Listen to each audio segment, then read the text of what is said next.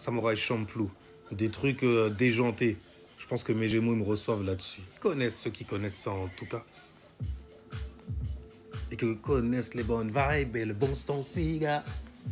Ouais, aussi, gars. On va parler des ascendants Gémeaux. Ceux qui sont nés dans la 3e maison. Je communique, les pros de la communication. Oh shit, c'est votre Kingu Bilali. Bon, on est parti. Donc les fréquences en question, la première maison, la première fréquence, Gémeaux. La 4e maison, c'est Vierge. La 7e maison, c'est l'opposé des Gémeaux, donc Sagittaire. Et la 10e maison, c'est Poisson. Dans la première maison de l'ascendant, donc Gémeaux, nous avons Gémeaux. Je vais pas le faire en freestylant parce qu'ils savent faire ça trop mieux que moi, quoi. Et mettre les mots les uns derrière les autres mieux que moi, ça c'est sûr. Mais bon, vous avez donc Mercure, Yang. C'est pour ça justement que ça blablate grave. Encore ça se lance, c'est un truc de malade. Mercure en première maison, des communicateurs nés, tu vois. Oui, je sais ce qu'on dit. Parfois, en fait, les ascendants Gémeaux, ils paraissent très timides, très en retrait, tu vois, un genre. Mais ils ont toujours des bons sujets de conversation une fois qu'ils sont lancés. Et dis-toi bien que ces amis ne se mettent pas à parler physiquement avec le logos. Donc physique, tu vois, vocalement, vocaliser des vibrations, style. C'est des personnes au moins qui se mettent à penser dans le mental. Ben, Mercure, obligé. C'est des personnes aussi qui s'ennuient extrêmement vite. C'est un truc de dingue. Je suis ravi en fait d'être entouré en fait d'ascendants Gémeaux. Parce que ça veut dire en fait que non, on s'ennuie pas avec toi, c'est stylé. Ah shit, c'est stylé. En même temps, je sais ce que tu trouves stylé, hein. Les expressions comme ça, la manière dont j'ai de raconter certains bails aussi. Mais y a rien. Toi-même, tu sais, t'aimes bien ce délire. Vous êtes aussi très procédurier, en fait, dans l'apprentissage. Parce que, forcément, comme il y a Mercure qui est là, ça vous donne beaucoup de curiosité.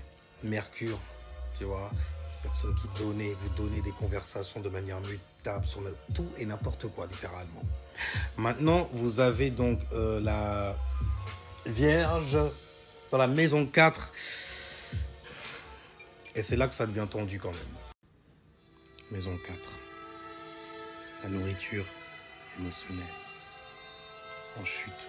Vénus. Pas d'amour à la maison. No love at home. Un peu genre home alone. Mais ça va, tu compenses en conversation. Mais tu exagères là-dedans. Tu exagères dedans. T'es trop ouvert et tu adores même les gens. Trop ouvert aussi. Et ta curiosité peut mener à nous intéresser à des choses très dures mentalement à supporter, même pour nous. Que ce soit au degré, en fait, intellectuellement parlant, de conscience donc, au niveau de stupidité. Tu me prends pour un con, tu veux que je parle de ça vraiment, frérot? Bref, c'est ça qui donne l'impression, en fait, que vous n'êtes pas fiable du tout. J'ai dit l'impression. C'est pour ça d'ailleurs que vous faites partie des signes les plus détestés dans l'astrologie. Parce que, bordel, ils arrivent à te faire croire qu'ils sont avec toi. C'est un truc de dingue. Et puis quand dans la situation, on a besoin de toi, il n'y a plus personne. Personne.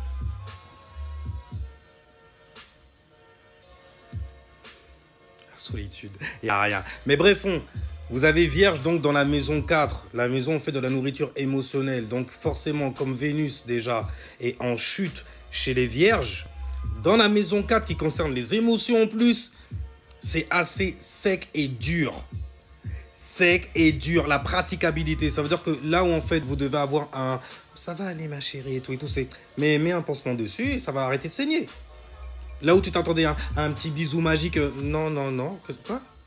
Le coup du bisou magique et du pansement là et tout, c'est pratique. Bah oui, tu mets un pansement, ça arrête de saigner. Tu mets un peu de pommade et tout. Un pansement, c'est... Mais c'est un enfant. C'est la nourriture émotionnelle de l'enfant. Tu vois, l'enfant qui est en toi, dans le foyer, qui a envie de s'exprimer. Comme vous n'avez pas ça, ben justement, vous compensez ça en fait par votre communication. D'accord ? C'est-à-dire l'expression, c'est encore autre chose. On verra chez les lions plus tard.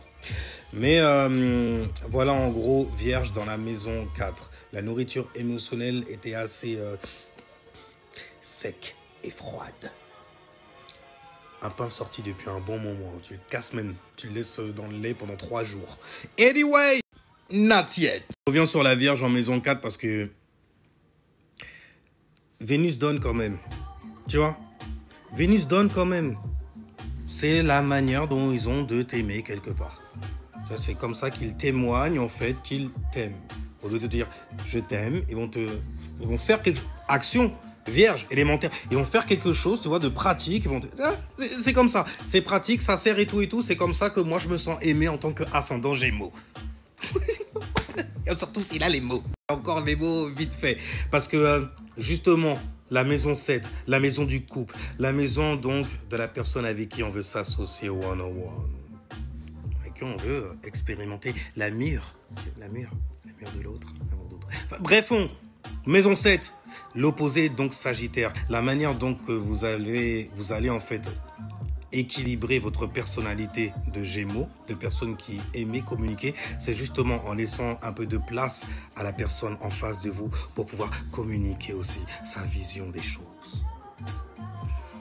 C'est ça, tu vois. C'est comme ça en fait que vous arrivez en fait à trouver la mûre quelque part, à trouver et à faire aussi de bonnes relations. Laissez en fait un peu d'air, vous qui êtes signe d'air en fait. Et surtout en fait, ne pas s'échapper lorsque justement tu commences à suffoquer, tu as l'impression que je vais lui témoigner ça. Et, tu vois, arrête de suer, reste là. Et bâtis avec moi, en gros. Parce que là, on est dans la maison 10, la maison en fait du statut social, la maison donc de ton paradise. Lorsqu'en fait, tu arrives à avoir donc des communications d'ordre émotionnel. S'enfuir devant la pression. Bah ouais, que tu restes en place en gros. Tu vois, que tu arrives en fait à suivre le flow. Parce que là, c'est les poids sky dans la maison 10. Le statut social. Donc, c'est vraiment lorsque tu arrives à suivre en fait le flow des gens. Tu te donnes une chance justement et c'est comme ça que tu te mets à bâtir, à structurer tes bails et à atteindre en fait la gloire qui devrait être tienne. Et de toutes les façons, quand cela ne tienne, les Gémeaux, vous avez tout ce que vous voulez sur la planète Terre, c'est juste abusé. N'importe quelle manière de réussir, les mecs ils sont là, ça te tourne n'importe quoi en business. Procéduré en plus. Quand ils apprennent un bail, le truc, il est pop, impeccablement étudié. Parce que c'est des gens studieux, curieux. Mercure en maison 1. En maison 1, plutôt.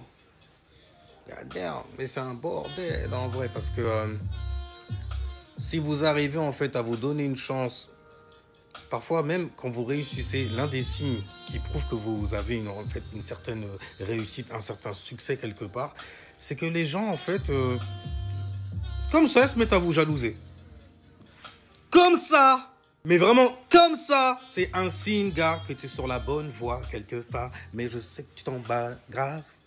Et t'as raison de ça. Enfin bref, c'était votre king ou master de sérum, Yoni, qui vous dit haché, et ciao, peace. Hey. Non pas ciao, peace. Si tu es ascendant Gémeaux, regarde où se trouve ton Mercure. Mercure représente en fait les pensées et la communication. D'accord?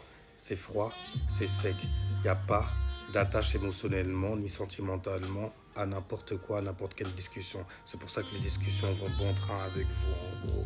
Et qu'on a beaucoup de surprises parfois. Bonnes. Comme bonnes. Bonne. Bref, je vous dis haché. Et ciao, peace. Jusqu'à la nouvelle vidéo.